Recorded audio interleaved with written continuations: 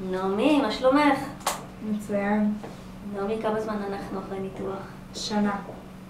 שנה שאיזה מספרים היו לך? היה לי 5.5 בשתי העיניים. וואו. המון. כמה זמן חשבת על הניתוח? חששת מהפרוצדורה הזאת? מאוד, הפחיד אותי, ובכל זאת עיניים, דבר מאוד יקר. נכון, ולמה בחרת בדוקטור בנדר? נשמע לי הכי אמין. אוקיי, ואיך את רואה היום?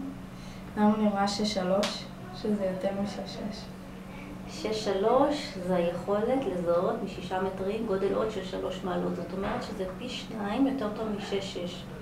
זה מה נקרא לראות HD. אז מה את רוצה להגיד לצופים שלנו? איך זה לחיות ב-HD? זה מדהים, עזבו עדשות, עזבו משקפיים, תבואו לעשות ניתוח, זה חיים אחרים.